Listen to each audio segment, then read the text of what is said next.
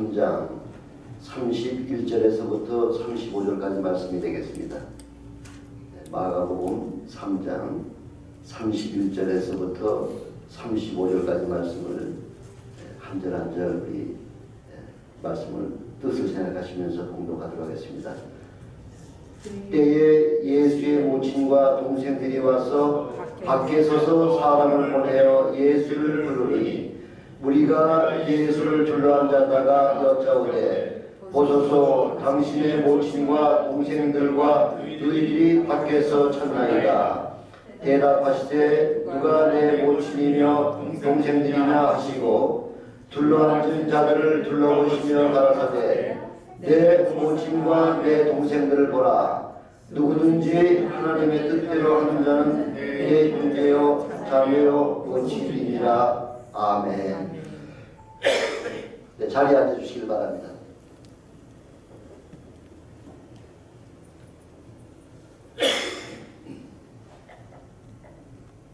네, 지난 러시아에 갔다 온 그 후유증이 아직까지 해결이 안 됐습니다. 목이 다 찢어져가지고 그래서 찬양 소리도 나오질 않고 또 말씀 선포할 때 여러분 아마 들으시기가 좀 역겨우실지 모르시겠습니다만은 이해하시고 들어주시기 바랍니다. 저는 오늘 마가복음 3장 31절로부터 35절까지 말씀을 가지고 하나님의 뜻대로 하는 자라고 하는 제목으로 여러분들과 함께 은혜 나눠보려고 합니다. 예수 그리스도는 하나님의 아들이시죠.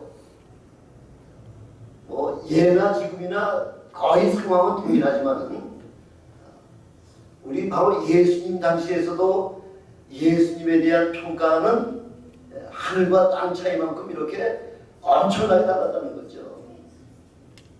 그분이 하나님의 아들이심에도 불구하고 사람들이 그 예수님을 평가할 때에 어떤 사람은 하나님께로부터 보내신 자라 이렇게 믿는 사람이 있었지만은 또 많은 그런 종교 지도자들이나 정치 지도자들은 예수를 어떤 사람이라고 생각했나요?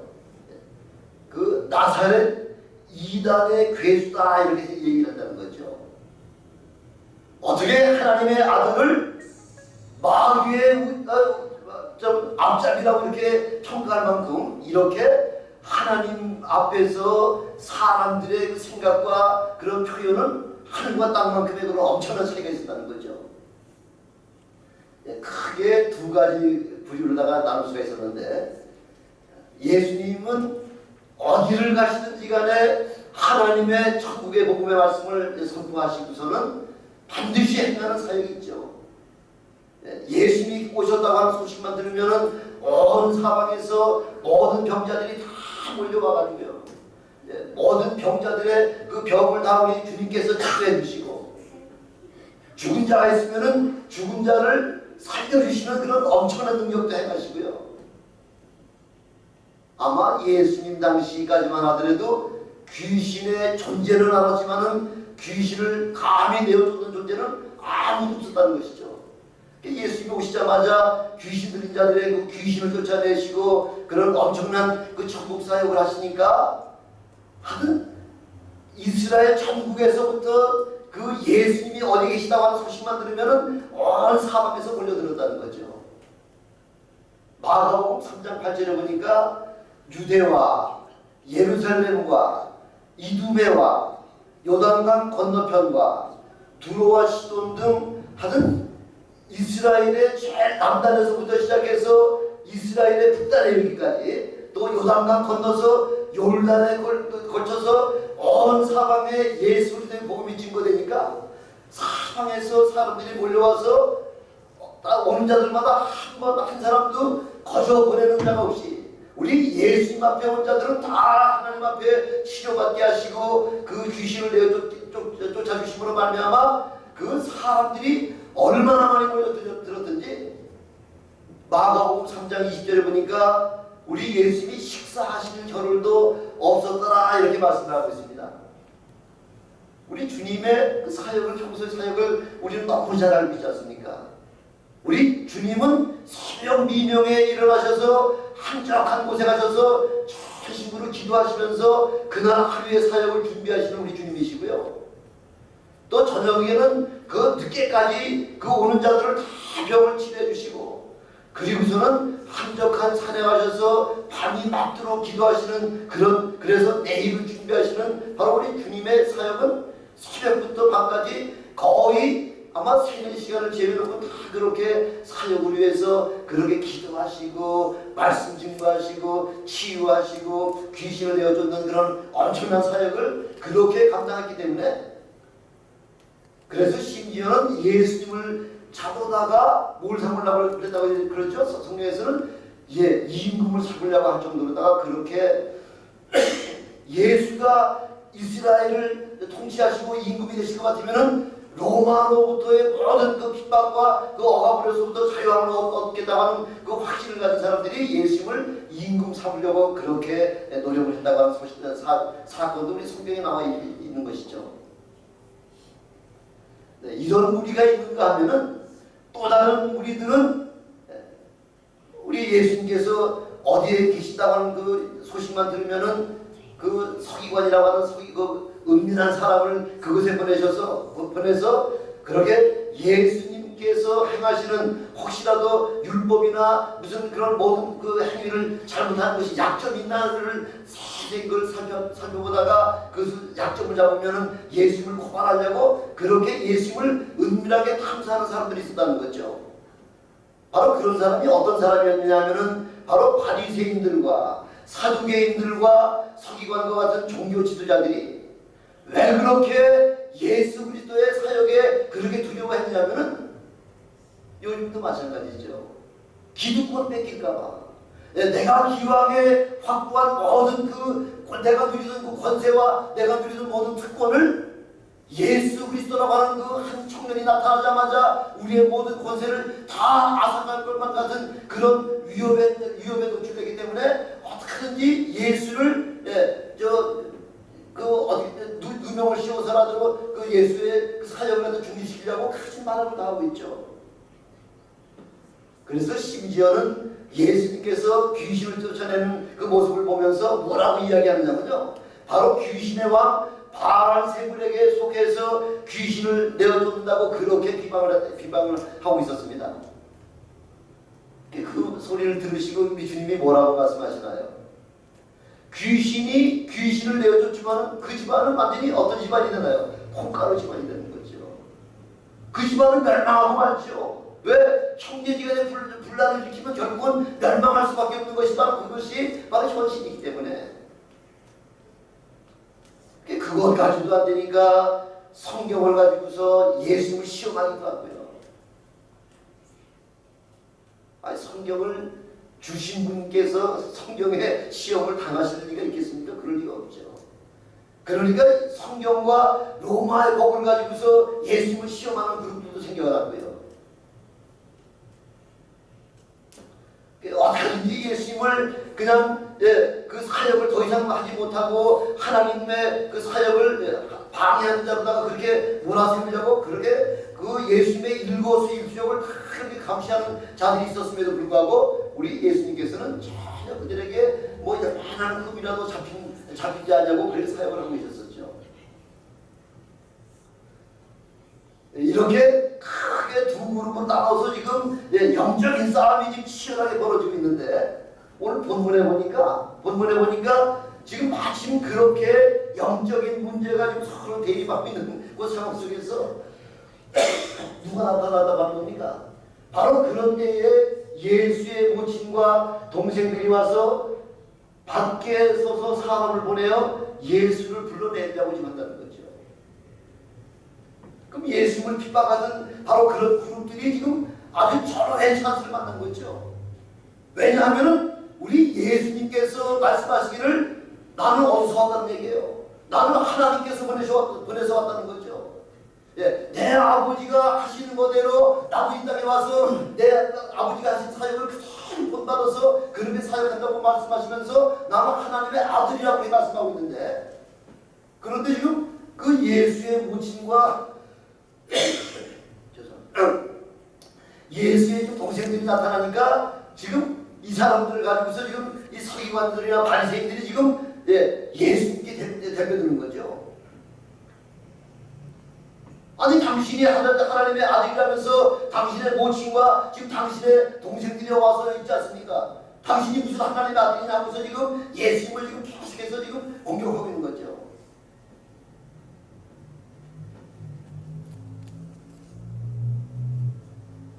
잘못하면은 멀쩡한 사람이 뭐가 되나요? 미친 사람이 되는 거죠.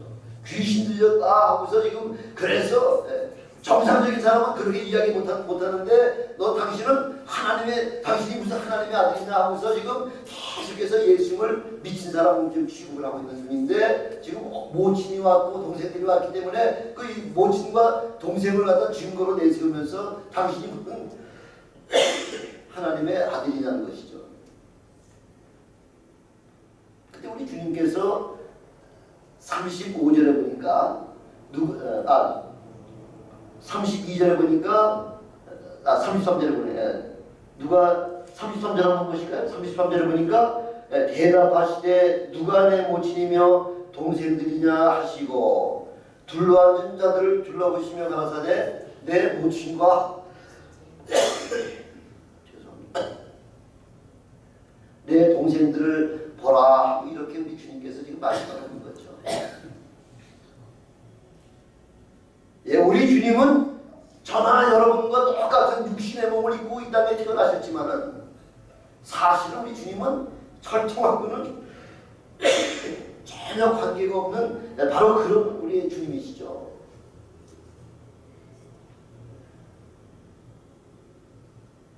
예수님께서 이 땅에 우리와 같은 육신의 몸을 입고 이 땅에 오시려니까 그 요셉과 정원한 그 동정녀 마리아의 길을 통해서 10달 동안 그 태속에 있다가 육신의 몸을 입고 이 땅에 태어나시기 위해서 다만 그 육신을 사용하신 것뿐이지 우리 주님은 우리와 같은 그런 형통으로 이 땅에 태어나신 분이 아니시라고 하는 사실을 지금 우리에게 마태복음에서 우리에게 말씀해 주는 계시는 거죠. 신약 성경의 첫 시작인 그 마태복음 1장 1절에서부터 시작이 뭡니까? 바로 예수 그리스도의 족보에 대해서 지금 말씀하고 있지 않습니까?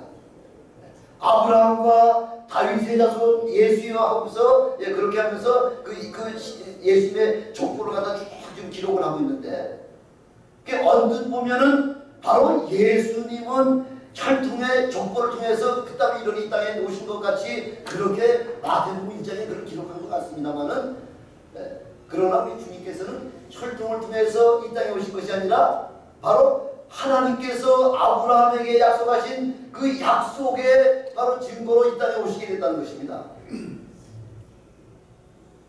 창세기 18장 10절에 보니까 기한이 이를 때에 내가 정녕 내게로 돌아오리니 내 안에 사라에게서 아들이 있을 것이다 하면서 천사를 통해서 이미 아브라함에게 이렇게 이야기할 때 아브라함의 나이는 그 당시 99세였죠. 사라의 나이는 89세고요. 인간적인 혈통적인 방법으로다가는 도무지 아이를 생산할 수 없는 것이 바로 그 아브라함과 사라의 그런 육신적인 그런 상황이었었는데 그것을 그 천사의 소리를 듣고서 사라는 장막 속에서 웃었다 이렇게 말씀하고 있지 않습니까?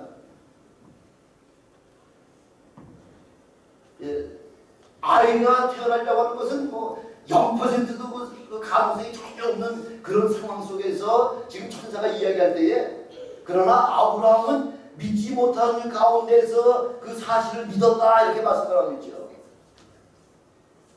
그래서 바로 아브라함을 통해서 나온 그 자녀는 혈통의 자녀가 아니라 약속의 자녀라고 우리에게 말씀하고 있습니다.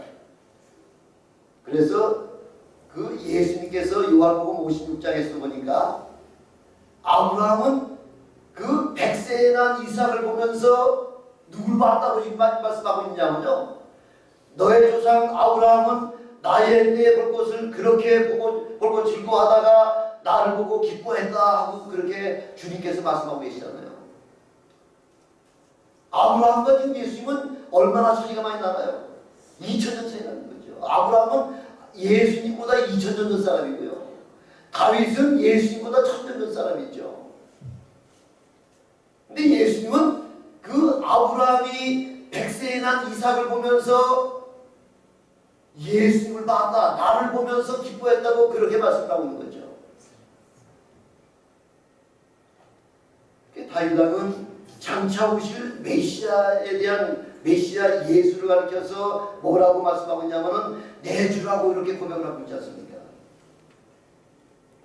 주라고 하는 말씀이 무슨 말씀이에요? 주, 더 로드죠. 하나님 앞에만 쓰이는 바로 그 용어가 더 주님이라고 하는 용어인데, 바로 주라는 말을 갖다가 다윗이 천년 전 사람인 그 다윗이 예수님을 향해서 내 주께서 내 하나님 보좌 우편에 앉으실 때에 그 악한 존재를 여인의 후손으로 말미암아 저 마귀의 그 머리를 깨부수고 그 몸을 갖다가 짓밟으라고 그렇게 이미 예언의 말씀을 창세기를 통해서도 또 다윗을 통해서도 우리에게 그렇게 말씀을 하고 있지 않습니까? 그러니까 아브라함과 예수 그리스도는 혈통적으로는 아무 상관이 없다는 거죠. 근데 아무 상관도 없는 그런 상황 속에서 최근 요즘 그 캐톨릭에 가보시면 아시겠지만은 모든 것을 형상화시켜가지고 거기다가 기도하게 하고 거기다가 예배하려고 하는 것들이 바로 캐톨릭의 형상화된 바로 그 증거라는 것입니다. 캐톨릭에 가면 제일 먼저 눈에 띄는 것이 제일 전면에 십자가상에 그 십자가에 달려 돌아가시는 그 예수 그리스도의 그 십자가 고상을 갖다가 바로 강대상 맨 앞에다가 걸어놓고 있죠. 또 그 옆에는 성모 마리아가 아기 예수를 품에 안고 있는 그 모습이 바로 캐톨릭의 아주 가장 대표적인 형상화 중에 한 가지가 바로 두 가지의 그 형상들을 만들어 놓고서 거기다가 기도를 하고 있는데, 그렇게 하는 이유가 뭐냐면은 바로 이 마리아를 통해서 바로 신격을 부여시켜서 바로 하나님의 어머니라고 하는 것을 통해서 어머니라고 하는 것을 만들어서 그렇게 거기다가 여신에다가 절을 하려고 하는 것, 기도하려고 하는 것이 바로 캐톨릭의 가장 중요한 핵심이라는 거죠.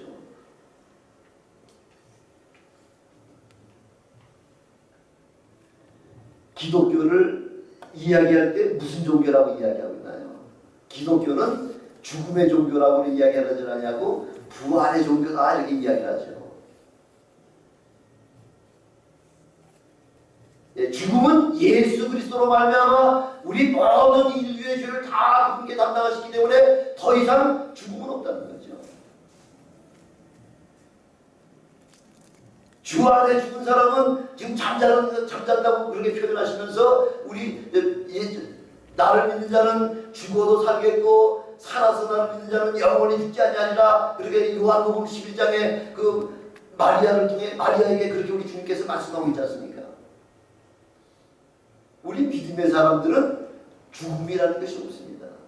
잠시 잠을 자다가 주님이 재림하시는 그 순간에 확연히 천사장의 나팔소리와 더불어 우리가 다 자다가 깬다고 이야기해야지, 우리 믿음의 사람들은 죽음이라고 하는 사실이 없다고 이렇게 말씀하고 있음에도 불구하고 캐톨릭에서는 십자가에 달려 돌아가신 예수 그리스도가 바로 신앙의 상징으로다가 그렇게 내걸고 있지 않습니까?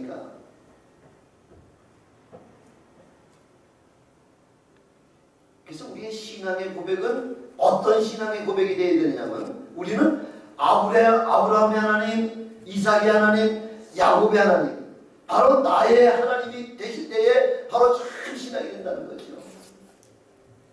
그래서 아브라함의 신앙이 어떤 신앙이냐면요, 아브라함은 없는 것을 있는 것 같이 부르시고 죽은 자를 산 자같이 부르시는 바로 그런 하나님으로다가 아브라함을 믿었다는 거죠. 그런 믿음이 되야만 참 믿음이라는 것입니다.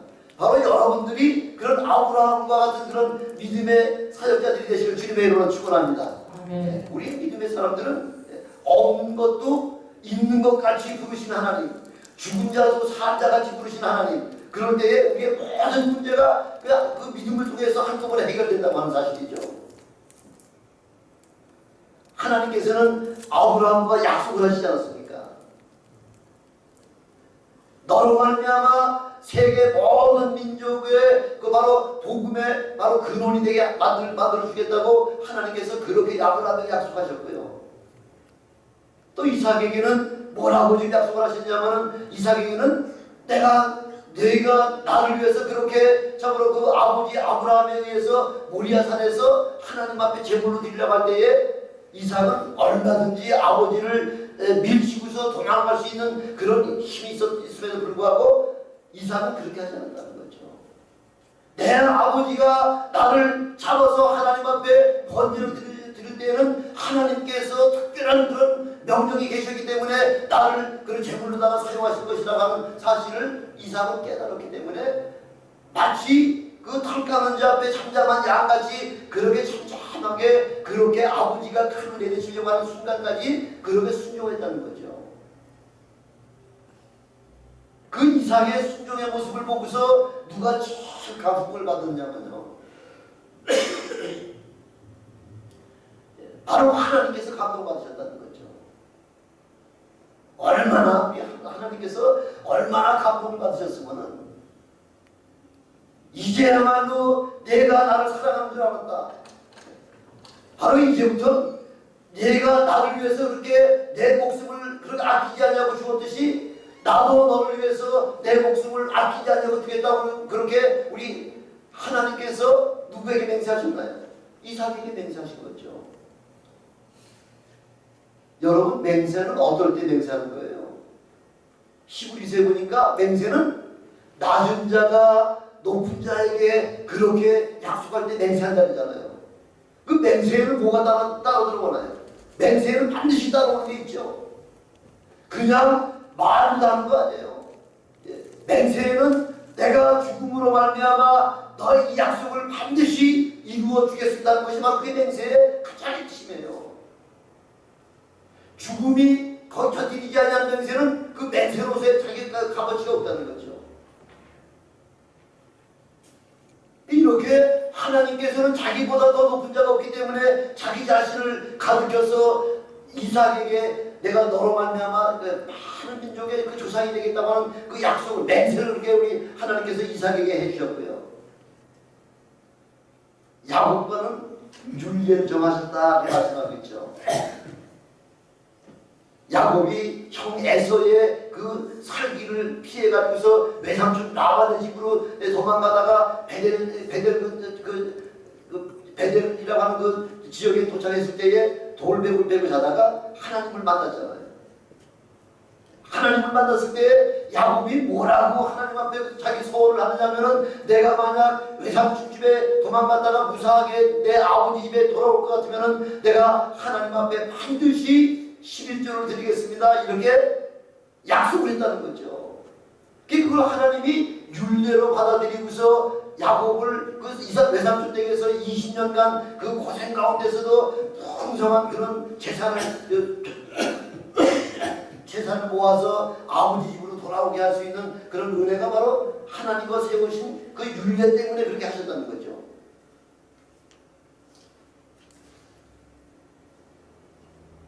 그래서 우리 하나님은 그 아브라함과 약속을 하시고 이삭과 맹세를 하시고 그 야곱과 율례를 지금까지 우리를 통해서 계속해서 지켜내려 주고 오신다는 거죠. 약속의 말씀이 2000년 전에 끝난 것이 아니라 오늘 이 시간 우리와 더불어 함께 지금 4000년이 지난 지금 이 시간까지도 하나님의 말씀은 1.1획도 변함없이 그대로 우리에게 약속대로 이루어주신 것이 바로 우리 하나님의 바로 약속이라는 거죠. 그래서 하나님의 말씀은 살았다고 그렇게 말씀하시고, 아까 우리 엄선호 목사님께서도 기도하셨듯이 하나님의 말씀은 살았고 운동력이 있다는 거죠. 좌우의 날선 어떤 것보다도 예리하여 우리의 혼과 영과 및 관절과 골절을 찔러 쪼개고 나올 수 있을 만큼 이렇게 엄청난 능력이 바로 말씀의 권세에 있다는 것이죠.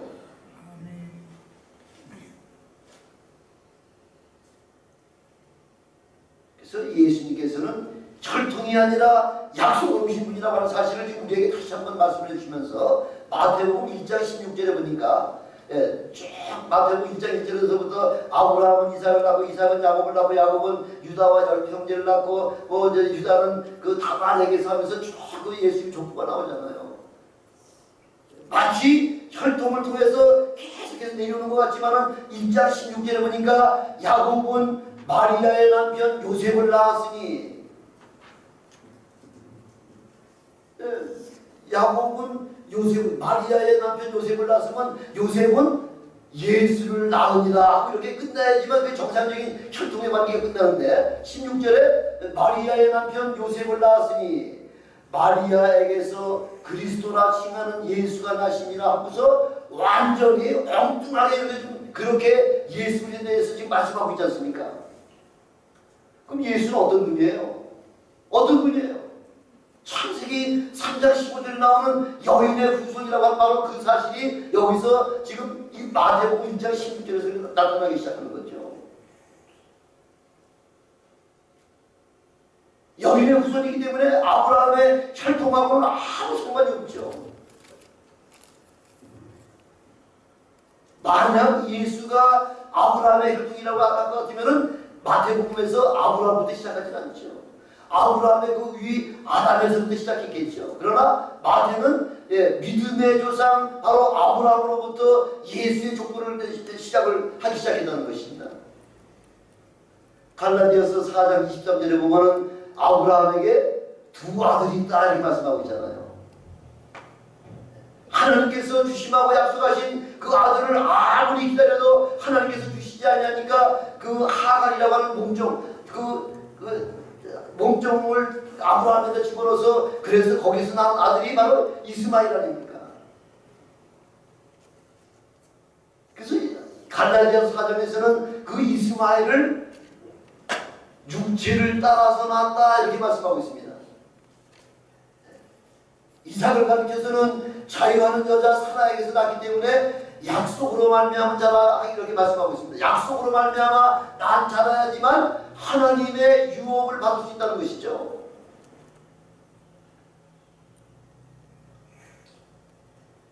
여러분 마태복음 1장 보면요, 안 믿는 사람, 예수 처음 믿는 사람들이 마태복음 1장에서부터 16장까지 죽인 거 보면요, 아주 되게 낭직한 그런 사건들이 그 16절 사이에 쫙 나오잖아요. 4건이나 나오잖아요. 마태복음 1장 3절에 보니까 유다는 다말에게서 베레스와 세라를 낳고 쌍둥이 낳았다는 얘기 하잖아요. 근데 다말이 누구예요? 유다의 며느리 아니에요. 유다는 며느리와 사이에서 쌍둥이 낳는데 바로 그 쌍둥이 중에 하나가 예수 그리스도의 조상이 된 거죠. 또 1장 5절에 보니까 살몬은 라합에게서 보아스를 낳았다. 라합은 그 여리고 기생 중에 한 사람이죠. 그런 것도 바로 예수님의 조상이 됐다는 거죠. 또한 보아스는 이방 여인 그 루색에서 오벳을 낳고, 1장 6절에 보니까 다윗은 아주 또 구체적으로 얘기하죠. 다윗은 우리아의 아내에게서 솔로몬을 낳고, 그 유명한 솔로몬이 바로 다윗이 자기 부하 장군의 그 우리아라고 하는 부하 장군의 아내에게서 솔로몬을 낳았다고 해서 구체적으로 다 얘기하잖아요. 다 까발리고 있는 거죠. 가장 부끄러운 부분들을 이 성경에 다 그냥 하나도 숨김없이 다 정당하게 노출시키므로 말미암아 바로 성경 말씀은 1.1획도 오류가 없다는 거죠. 더하거나 뺀 것이 없다는 거죠. 완벽한 하나님의 말씀이라는 거죠.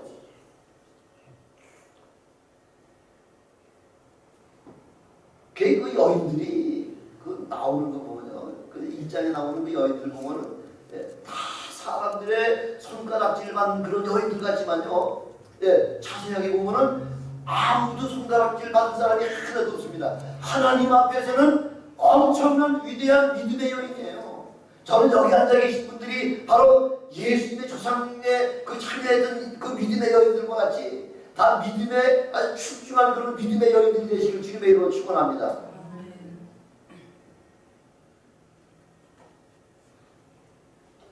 지난번에 러시아를 갔더니 한 분이 그 질문을 하더라고요. 자기는 야곱을 제일 싫어한다고 그렇게 얘기를 하대요. 야곱은 사기꾼이고 형한테 거짓말하고 아버지를 속이고 뭐 그렇게 가지고서 하는 뭐 외삼촌을 뭐 이렇게 속여가지고서 그래가지고서 아주 야비한 사람이라는 거죠.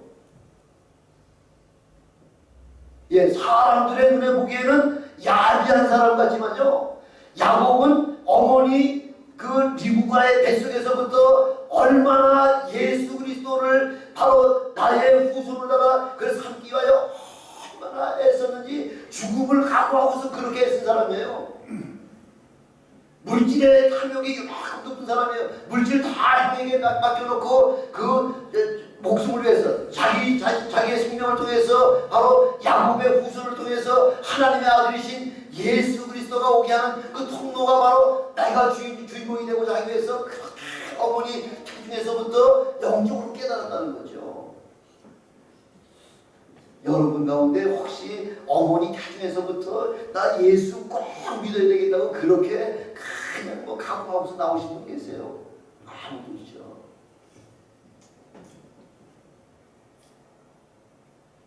예, 성경은 창세기부터 그 요한계시록까지 온전히 믿음으로 살다가 그렇게 희생된 사람들의 이야기들로 쭉 기록이 되어 있죠. 예수 그리스도는 본래 하나님이시라고 말씀드리지 않습니까? 만물을 창조하신 창조주시오, 또 세상을 구원하시는 구세주시죠. 예수님은 요셉의 아들이 아니요 마리아 아들은 절대적으로 아니라는 거죠.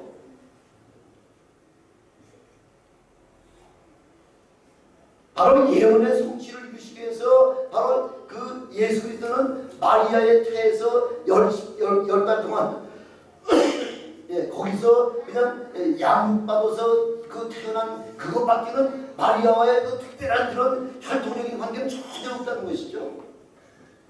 그러니까 지금 담대하게 말씀하는 거죠. 누가 내 모친이며 내 동생들이냐 하고 그렇게 말씀하는 거죠.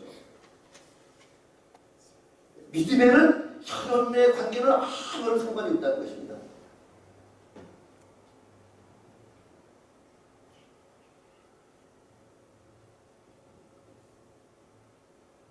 그래서 우리 오직 예수 그리스도만 죄 없이 태어나신 분이라고 그렇게 말씀하고 있고, 로마서에 보니까 의인은 없나니 하나도 없다. 다 죄인이라는 거죠. 근데 그걸 천주교에서는 1869년에서 1870년까지 2년에 걸쳐가지고 제2차 바티칸 공회를 갖다가 개최했는데, 거기서 뭘 결정을 했냐면요, 마리아는 죄가 없는 분이다. 마리아 무엇을 거기서 결정을 했고요. 1869년에서 70년 사이에 그 바티칸 공회에서 결정됐고요. 두 번째, 교황도 죄가 없는 사람이다. 죄가 아무것도 없는 사람이다. 네, 죄 없는 그 두 사람이 마리아만 하기가 좀 미안하니까 교황까지 여기다가 죄 없는 분이다 하고서 그렇게 결정을 해버린 거죠. 성경은 뭐라고 써있든지 간에 상관하지 않냐고 그냥 바티칸 공회에서 마리아는 죄 없이 태어나십니다 이렇게 그렇게 공포를 했습니다. 제2차 바티칸 공회가 1962년에서 65년까지 약 한 4년에 걸쳐가지고서 그 바티칸 공회를 했는데, 거기에서는 뭐라고 결정을 했냐면요, 마리아는 처음부터 죽는 순간까지 죽는 순간 죽지 않았대. 종신 처녀설을 갖다가 이렇게 제정을 해버린 거예요. 예수님은 성령으로 말미암아 잉태되어가지고 태어났고요. 네, 그 나머지는 아무도 난자가 없다는 거죠. 네, 그렇게 처녀로 있다가 그렇게 8월 15일 날 승천된다는 거예요. 몸소 승천된다는 거죠. 그게 1962년도에 결정된 거예요. 지금부터 뭐 불과 한 50년밖에 안 됐습니다. 그 결정한 게. 근데 마가복음 6장 3절에 보니까 지금 마리아의 지금 아들이 어떤 자들이냐면은 야고보가 있고요, 요셉이 있고요, 유다와 시몬과 그 누이들이니까 최소한 두 사람이잖아요. 예수님 이후에 6사람이나 바로 요셉과 더불어 동침을 해가지고서 6 자녀를 낳았는데도 불구하고, 성경 마가복음 6장에 나와 있는데도 불구하고서 마리아는 종신처녀다 이렇게 지금 그렇게 바티칸 회의에서 그렇게 결정했다는 거죠. 바티칸 회의에서 결정했다고 그게 성경을 뛰어넘을 수가 있습니까? 참다른 말씀이죠. 우리 말씀의 성경에서는 성경의 한 글자도 한 글자 한 획이라도 더하지도 말고 빼지도 말라고 이렇게 우리에게 분명히 말씀하는데 만약 한 자도 더하고 빼거나 하면은 그 뭐라 우리가 흔히 얘기하는 게 뭐예요? 이단이잖아요. 캐톨릭에서는 제2계명을 또 싹 빼버렸다고 제가 말씀드렸죠. 2계명.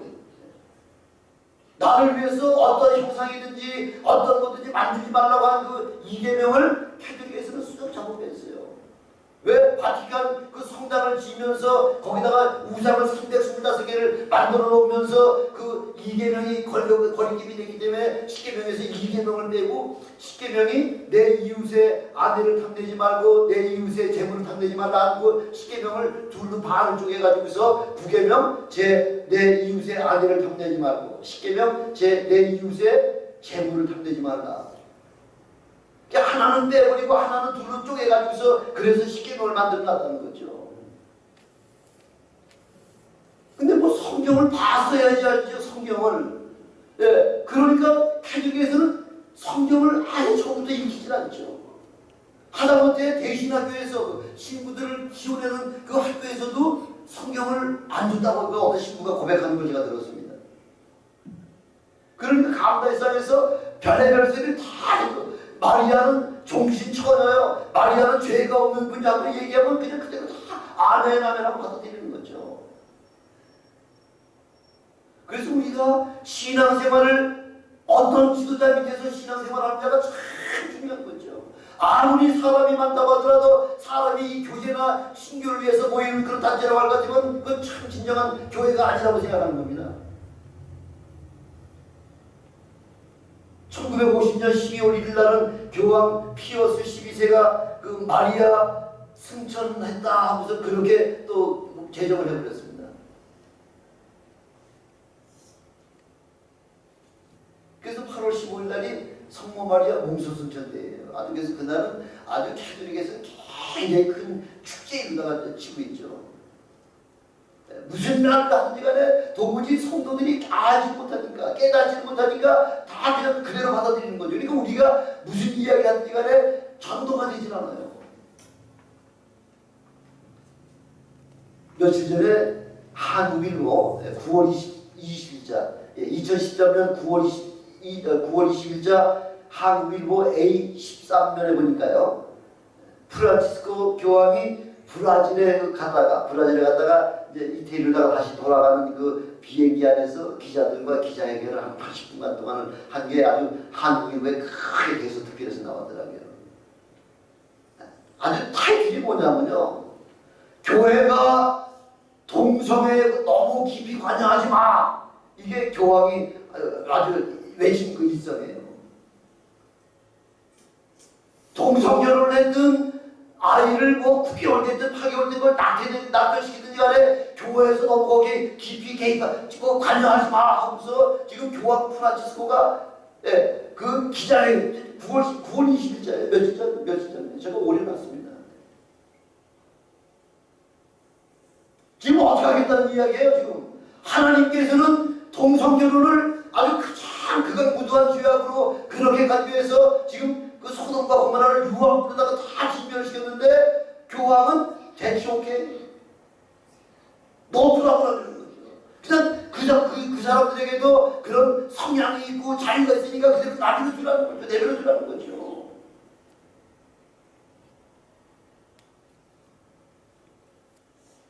세상 사람들이 듣기에는 얼마나 교황 참 마음이 넓은 분이다. 모든 교회가 다 통합하자고 하니까 얼마나 그 교황의 그 인격이 올라가고 참 사람의 신앙 인격도 높아지고 뭐 얼마나 칭찬을 받는지 말도 못하죠. 너무 이렇게 확 엉켜지는 아주 온전한 것이 아니라 관용 있는 분이다. 그게 관용이 있는 겁니까? 하나님을 정명 대적하는데 관용이 있는 것입니까? 사랑이 있는 겁니까? 자유를 주는 겁니까? 아니에요.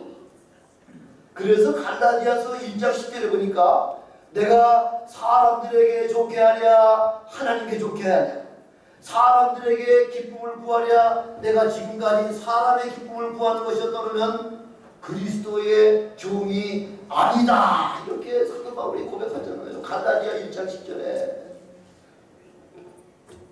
사람의 마음을 감동시킨 건 성령으로 감동시켜서 그렇게 변화받는 거에 얼마든지 좋지만은 사람들의 마음을 좋게 하려고 하나님의 법을 무시해가면서 그렇게 한다고 하는 것은 결국은 세상과 타협하는 거예요. 하나님을 정면으로 대적하는 거죠. 예수 그리스도의 종은 성경의 말씀만 증거해야지만 참 증거라는 거죠. 요즘은 사람들의 귀만 아주 간지럽게 하는 그 설교가 얼마나 많습니까? 사람들의 마음만 그냥 그렇게 좋게 만드는 그런 요즘 그래서 좀 성경대로다가 요즘 설교 못하는 데가 많잖아요. 성경대로 말씀을 선포하면은 말씀이 찔리면 어떻게 되나요? 두 가지 현상이 나타난다 그랬죠. 하나님의 말씀에 마음에 찔리면 베드로 사도행 2장에서 예수 그리스도의 너희가 죽인 예수를 하나님이 살리셨도다 할 때에 그 예루살렘에 모였던 많은 사람들이 마음에 찔려가지고 나오는 반응이 뭐예요? 형제여, 우리가 어떻게 하면 되겠습니까? 어떻게 하면 바로 우리가 죽인 예수가 바로 하나님의 아들이었다면 우리가 하나님을 죽였으니 어떻게 하면 되겠습니까? 그때 베드로가 해결 방법을 제시했죠. 너희가 각각 회개하고 다 주 예수를 믿어라. 예수도 하나님과 그 아들과 성령의 이름으로다가 침례를 받고 주님 앞에 돌아오면은 다 용서받기, 어떤 죄든지 다 용서해 주신다고 그렇게 말씀을 해주시고요. 또 한 그룹은 다른 그룹이 있죠.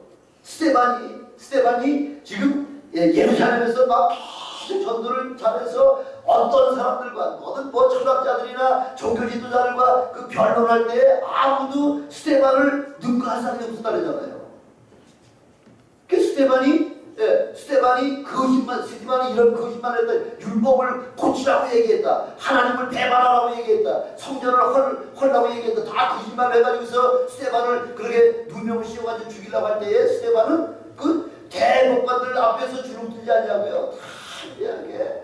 얼마나 여러분 마음이 좀 두려운 사람이 얼굴에 큰하게 됩니까? 그 얼굴이, 스데반의 얼굴이 천사의 얼굴 같다는 거죠. 하나님이 내 뒤에 계시고 그 마음이 청결한 사람은 뭘 본다고 얘기합니까요? 마태복음 5장에 마음이 청결한 자가 누굴 본다 그러죠? 하나님을 본다 그러잖아요. 그 스데반이 돌에 맞아 죽어가는 그 순간에 하나님의 보좌 우편에 예수님께서 벌떡 일어나서 스데반을 맞이하려고 하는 그 모습이 스데반의 눈에 띄어나는 거죠. 보라, 예수가 하나님의 영광의 보좌 우편에 서신 것을 보는도다 하고서 그렇게 외칠 때에 모든 그 있던 그 공회원들이 마음의 찔림을 받아가지고서 불이 가득해서 이를 갈았다잖아요. 이를 갈았다고. 그러면서 돌을 들어가지고서 스데반을 때려 죽이지 않습니까? 요즘 큰 교회에서는 이 강대상에서 요즘 주로 잘 말 못하는 얘기가 종말론이요. 이제 주님 오신 날이 얼마 남았다. 이거 얘기 말 많이 하죠. 하면은 교인들이 좋아하고 다 떠나간다는 거죠. 두 번째 뭐 이제 11조 같은 거 이제 그런 거 얘기하면 또 교인들이 또 다 떠나가잖아요.